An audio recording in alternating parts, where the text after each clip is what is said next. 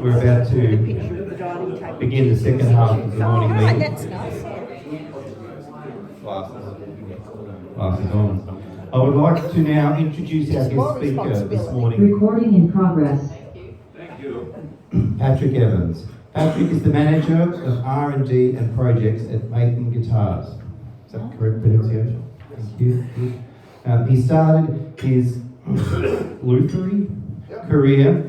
A luthier is a maker of stringed instruments in Geelong in 1982 and came to Melbourne to work for Maitland Guitars in 1993. Since then, he has developed into an elder statesman at Maitland and has been involved in designing and creating a wide range of production models as well as custom instruments for many of their endorsed artists. One of his largest challenges at Maitland was relocating the factory from Bayswater to Box Hill in 2002. Patrick is passionate about creating pathways for younger instrument makers and has been a long-time member of the Northern College of Arts and Technology School Council, where he has helped to steer the only accredited stringed instrument making and repair course in Australia. Patrick is married with one teenage daughter and lives in Reservoir. I give you now Patrick Evans. Thank you, Julian. Such a pleasure to be here, and so nice to see people up and about this time of day. We've all come out of lockdown, where around about this time of day we're shuffling towards our computer in our pajamas still.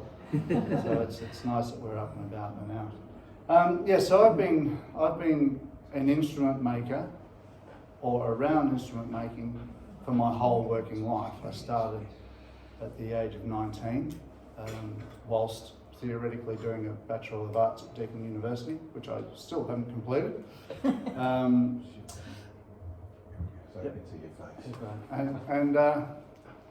I've been at Maton since 1993. So I'll just tell you a little bit about Maton. Maton was established in a single car garage in Thornbury in 1946. And Bill May and his brother Reg started the company there. And they worked out of that garage and actually made production instruments out of that single car garage for a few years, 3 or 4 years,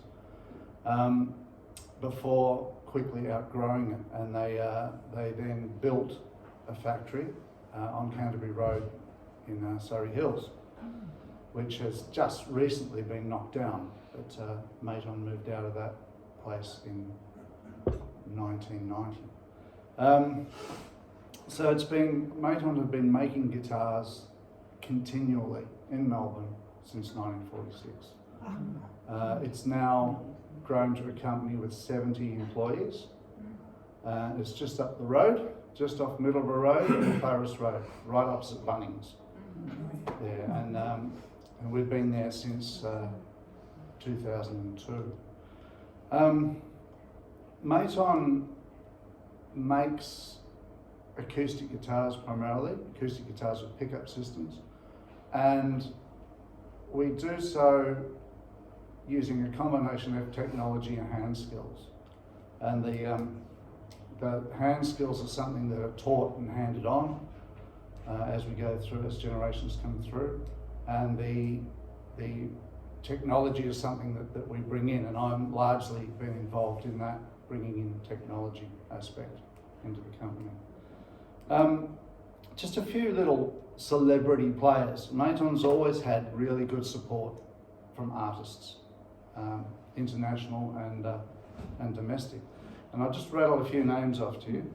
Elvis Presley, George Harrison, Tommy Emmanuel, Paul Kelly, Neil Finn, the Easy Beats, Keith Richards, Keith Urban, Tash Sultana, and the list goes on and on.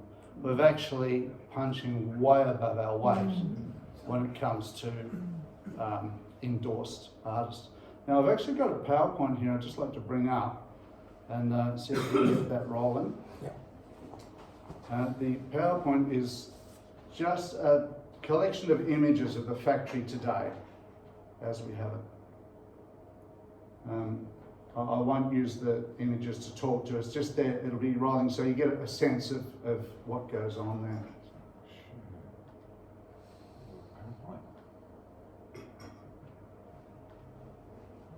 There you go. Yep. And if you just hit slideshow, it should just roll. Yep. There we go. Okay. So you'll see behind me images of the factory. Now we've got, as I said, we have a staff of 70, about 55 of whom are direct labour, what we call on the floor, people hands-on making instruments. In recent times, our focus has changed. For years and years, we were exporting about 15% of our production, and we make around about 7,000 guitars a year. Price point ranges currently from about $1,200 to $8,000, with our average price point sitting at around about $3,000. So we're middle to upper in terms of market positioning. So yeah, we were at 15% or so for many, many years. We've been trading in Italy, Japan, the US, the UK, Europe, in very small numbers. But in the last 5 years or so, we changed direction and we really went hard on the export front. And we're now exporting 50% of what we produce. To similar markets, we had quite good business with Russia, which unfortunately is now ceased. We supplied China, we supplied Japan, Italy, Germany, UK, Ireland, and the US. And Israel actually is a recent one. Now, what this has done as a manufacturer, if you're in business, you understand that you have a model that you work with. It's something that is partially kind of designed and something that organically grows as you go day to day with your operations.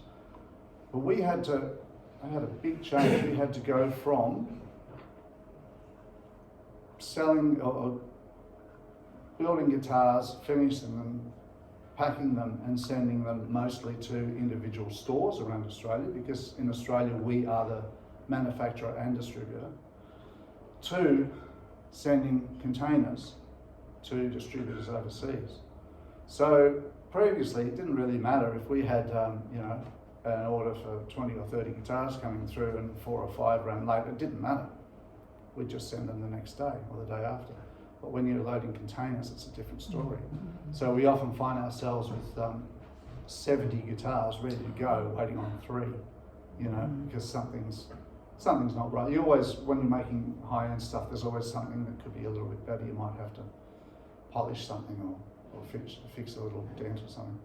And so that's forced us to really look at our processes and try and bring things through on time. We're getting better at it. I'm not going to say we're there yet, but we are getting better. So yeah, the export has been a big thing for us. We have really good representation with artists, in particular in the US. We're very highly sought after. Our current production, as I said, is around about 7,000 guitars a year.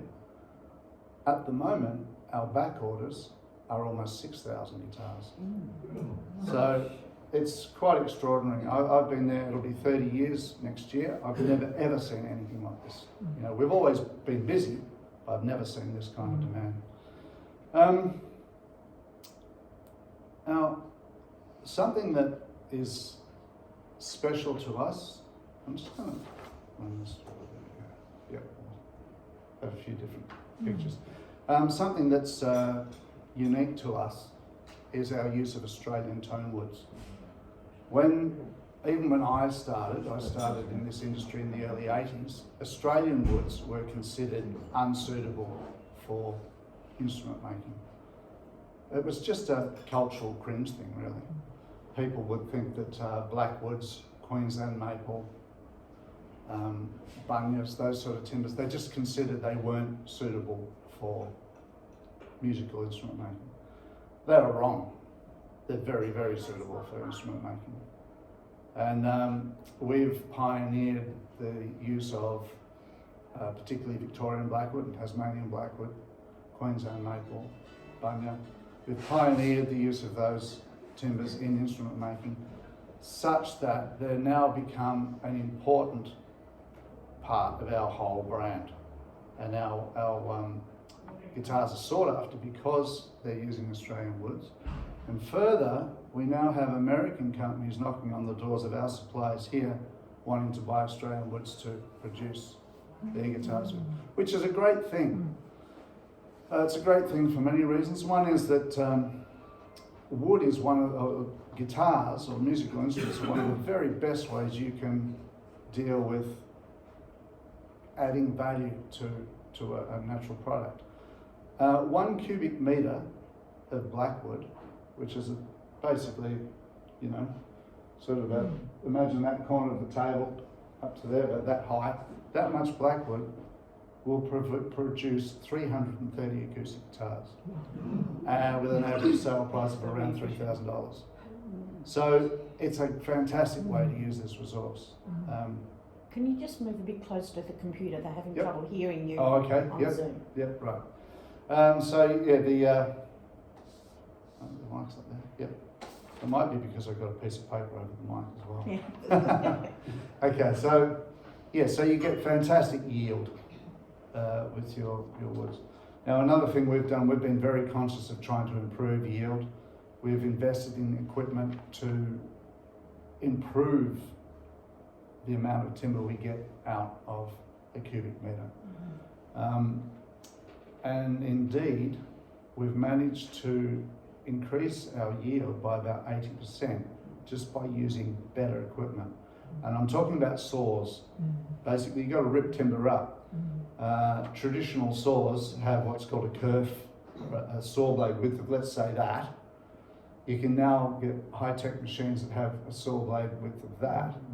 So instead of losing 4 or 5 millimeters, you're losing 1 going in dust. So you get more wood.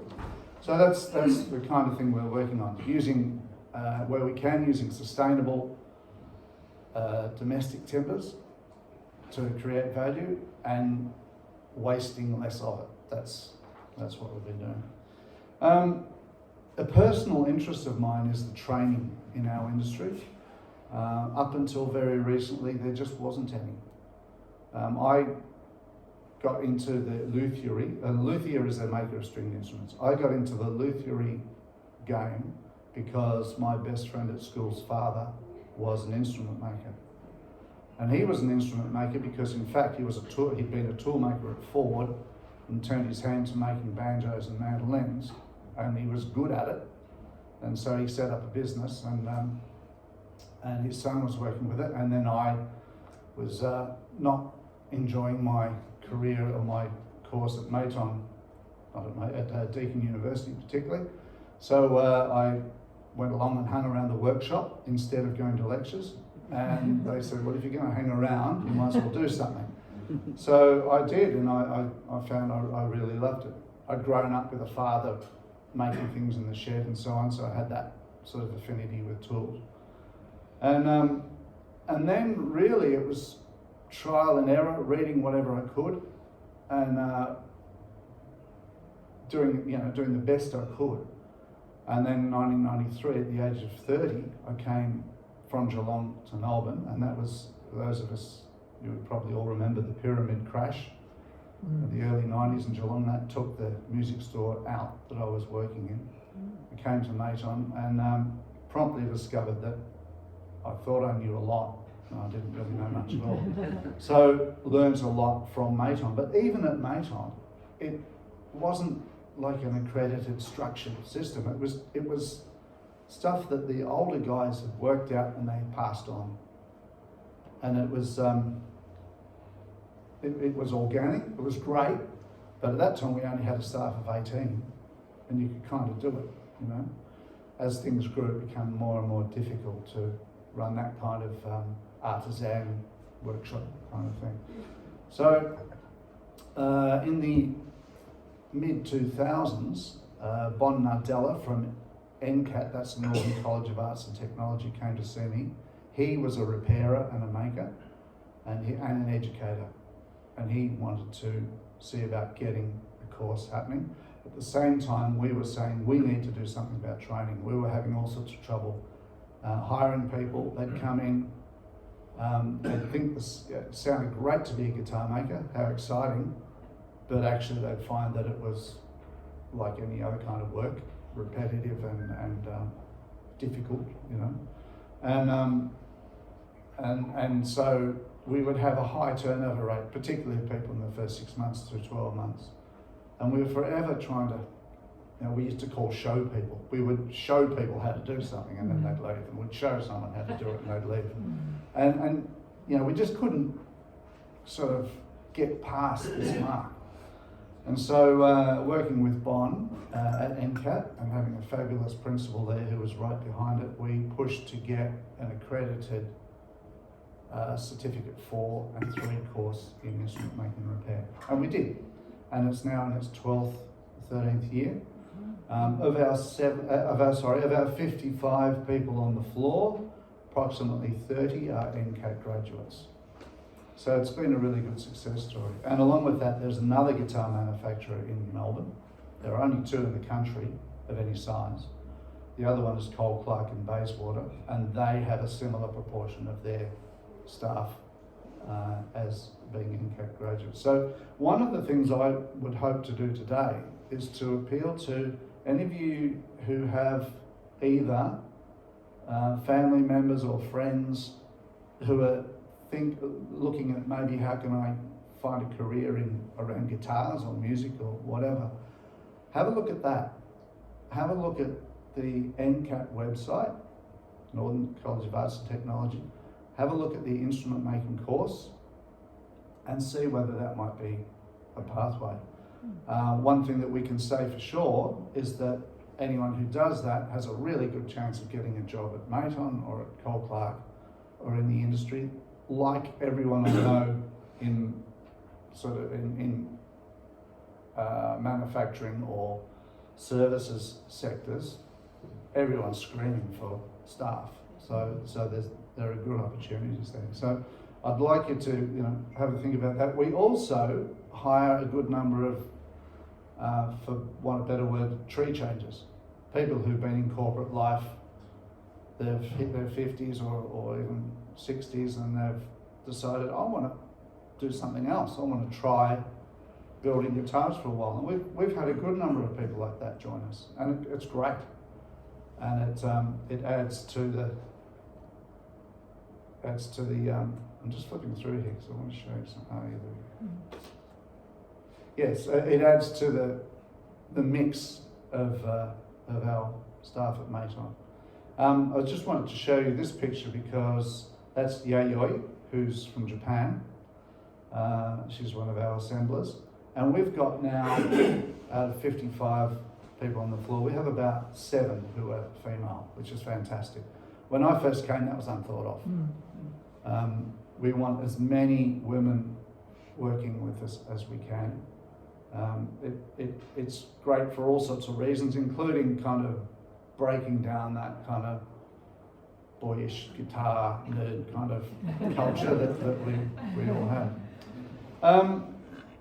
Now, I wanted to just share with you our experience of COVID. I think every business has their own story with how COVID impacted them. And for us, when it first hit, it looked really, really bad. And what happened was, it sort of came on in a rush. I don't need to tell you that, you know how it happened. And the first thing that happened to us was our international customers, our distributors, just said, whoa, stop. Because they were from countries like Italy, China, Japan, and they just put the brakes on all of a sudden. So those orders just vanished. That was frightening. And then the domestic shops suddenly said, right, no, we're not taking anything. And our books just plummeted. For the first time in 30 years, we were staring at real hardship. And the first thing we did was to basically put our casuals off, and we identified, looked for different people that we could not dismiss, but basically lay off. And that happened. We had about 20 staff that we stood down for a while. But within a month to 6 weeks, we noticed something happening. And that was that our orders from down there, they suddenly started really moving quickly. And we had, particularly, at first it was local. The music stores were suddenly saying, bring it on, bring it on, bring it on. We can't sell enough. And it was internet sales. Yeah. So all the stores that were doing well with their internet sales programs were doing really, really well. And so that demand went through the roof. So we, come back, got everyone on, which was great. It was lovely to have everyone back and going for it. And then it was just a case of playing catch up for months and months. And we then were hit with the 8-week shutdown in 2020, which took us all by surprise. We didn't think it would happen, or not. We didn't think it would happen to manufacturing anymore. It did. And that was bizarre. It was a strange time. We were just sort of chafing at the bit, because whilst we were shut down, the orders kept coming in, and we couldn't do anything about it. So that was a real challenge. Then that was over, we came back, and since then we haven't had any more, because being exporters and manufacturers, we were able to continue operations. Obviously wearing masks and distancing, breaking, like lunch breaks, having staggered lunch breaks and so forth to reduce personal crowding. But since then it's just been a flat out case of trying to keep up. This year, for the first time for us, we started getting hit with COVID cases. We didn't have any all the way through all that time. And then suddenly it started happening. And then you had the close contacts thing. So we had some people who would end up being away for 3 or 4 weeks because of COVID, because they got it, then their father got it, then whatever. So that's been our challenge now. So we're still really busy trying to catch up. And that's basically our story. I was asked if I could bring a guitar in, so I have. And I thought I might share a little song with you.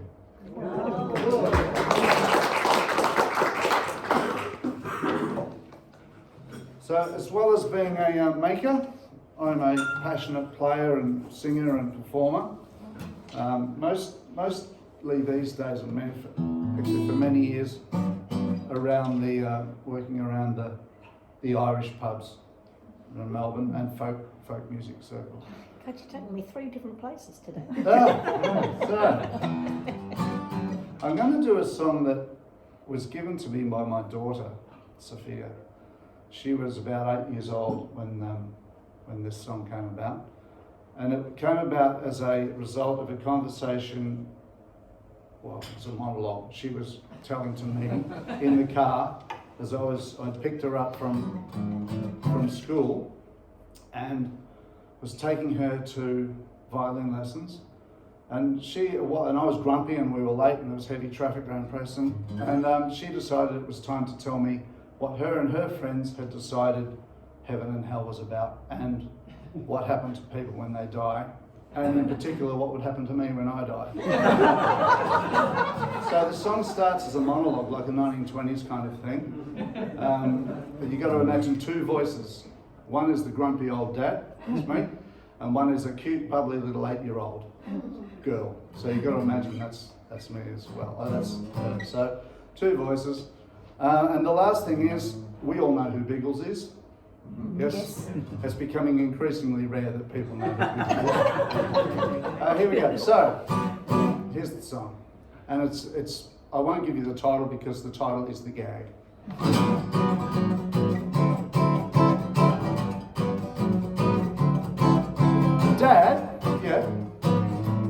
I know what happens when you die. Really? What's that?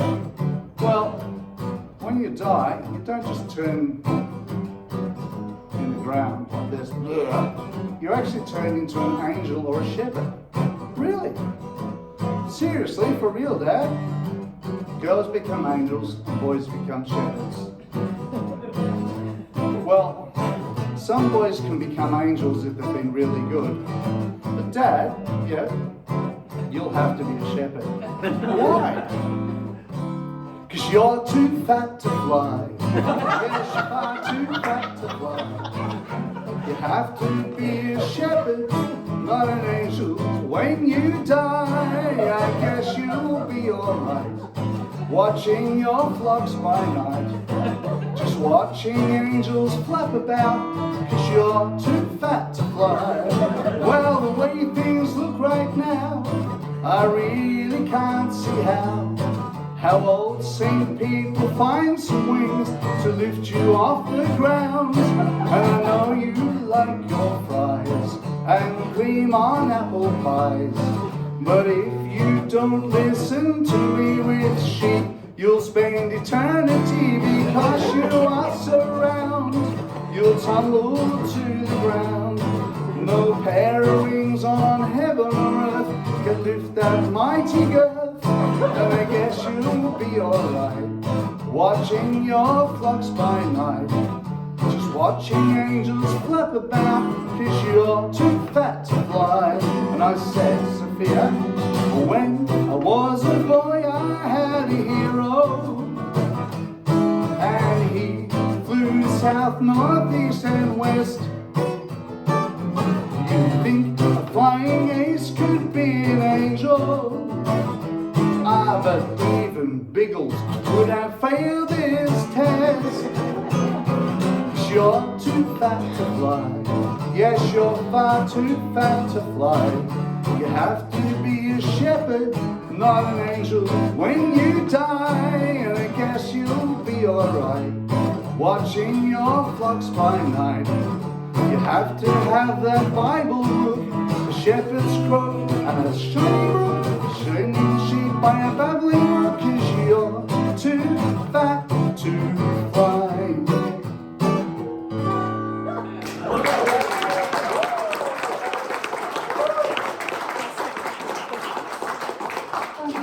Thanks very much for having me. It's been a pleasure.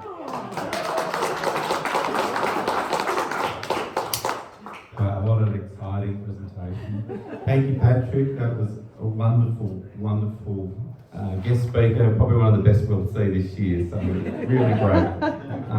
We'll hand over to the audience now, and on screen, if anyone has any questions for Patrick, we've got a couple of minutes where we can take questions. David Routledge from the back. Just on the production, does one person stay with one instrument all the way through? Or I'll just repeat that for everyone. On production, does one person stay with an instrument all the way through to completion, or? No, they don't. So we have our production divided up into areas, beginning at wood machining or drying, wood machining, and then we go through to CNC, which is creating components. Then we build the body, which is a crew. Then they go on to being bound, which is another crew. Then assembled, then painted, then set up. So there are probably 8 to 10 pairs of hands on a guitar by the time it gets out. And what tends to happen is there are so many processes in building a guitar, well over 100 processes, that people become expert at a certain group of them. Then we move them around. So by the time you've been there for 5, 6 or 7 years, you will have done a lot of those processes and you become multi-skilled and flexible, which is what we need to balance our production. Yeah. But it definitely is done by, it's a sort of a semi-production line of artisans, I guess. Do you make 12 strings and ukes? The question was, do we make 12 strings and ukuleles? The answer is yes to both of those. We make 12 string guitars, always have done. We're known for making a very good 12-string. Ukuleles, we briefly imported them in the 60s with our label. We didn't make them, but then I got fascinated with them and brought them on as a line, which we did make in around about 2012. And we only stopped making them because of COVID, because of demand for guitars. And ukuleles are unfortunately less profitable than guitars, so we had to look hard at what we were doing. And the poor old ukes have gone into what we call the archive room, which is kind of purgatory for instruments. Yes? What would you identify as the best native timber? So the question is, what would I identify as the best native timber for guitar making? I think blackwood. The blackwood we get from the Otways or Tasmanian blackwood is particularly suitable. We use it for backs and sides on acoustic guitars. We use it for necks. We use it for tops, soundboards on some instruments. Our ukuleles that we made were entirely made out of it. It's a beautiful, beautiful wood. It's a really sustainable wood. It's what they call a pioneer wood. So whenever something burns or gets knocked down, the blackwoods come up like nobody's business. So it's a great looking wood as well. People love the look of it. So I'm going to award blackwood with that status. Yep, on screen, Stephen. Thanks, Julian. My question relates to the packaging of your very delicate, expensive instrument. Do you do that? How do you do that? Particularly when you send it overseas and containerised or by air freight? And do you implement recycling or reuse of your waste timber products in the manufacturing process? Thanks, Stephen. Couple of things there. So our packaging, we actually sell every guitar with a case. So every guitar goes into a case, and then it's also protected with bubble wrap and so forth within a cardboard rectangular box, and that they are then bundled together with bubble wrap and so forth after that. So that's the packaging thing. We do have a certain amount of freight damage. It's inevitable. It breaks your heart sometimes because it's always the most expensive or the rarest ones or whatever. It's not so much so that it warrants strengthening the packaging. The case does a pretty good job, and that's what they're made for. So years ago we didn't use cases, or we didn't supply cases with every guitar, and our freight damage was horrendous. So that's the first thing. As far as recycling wood and so forth goes, we've been trying to find, so if anyone knows anyone, we've been trying to find somebody to take away our wood chips and wood dust. We've been trying on and off for many years.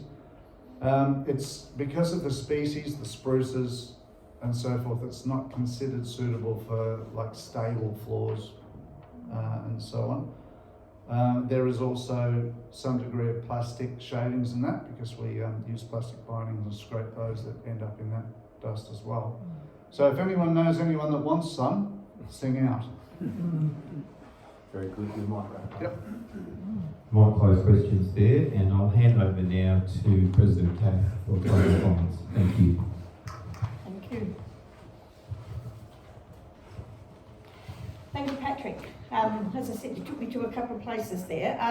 Those of you who watched Jimmy Barnes through COVID, you know that Jane decided during lockdown she'd learn to play guitar.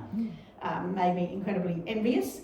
And one of the doctors at work who was ill, he was off about 6 to 8 weeks, he followed the same course and he learned to play guitar. So yes, I've been there. The other place you took me to, of course, was to Killarney. Any mention of Irish music, you've got to be sitting in a pub on St Patrick's Day in Killarney. So thank you for that. As a formal thank you to you, we will be sending you a certificate of thanks, but also be making a donation on your behalf to Operation Cleft, where we undertake cleft palate surgery on kids in Bangladesh. So thank you very much for your contribution this morning.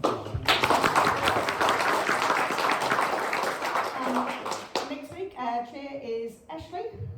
Reporter is Angela. Angela, good to see you back and up and not quite rearing, but at least there. Farmers Market, as mentioned, David Routledge, Liz and Lindsay. Happy Mother's Day to all the mothers, grandmothers in the room for next Sunday.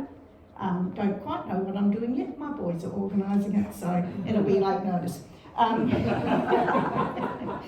But have a wonderful day. I'm going to say goodbye more formally to those on Zoom, because one of our people in the room commented last week when he was on Zoom, it's like you just disappear into the bliss. Well, you can see in the room everybody here is really reluctant to move on. There's lots of conversations that happen here in the room afterwards. So those on Zoom, goodbye, have a great week, enjoy your time. Those in the room, those of you who want to hang around and have more discussion, you're welcome to.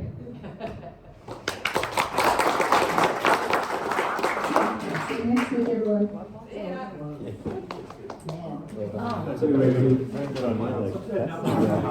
Saying goodbye to people on Zoom at the end.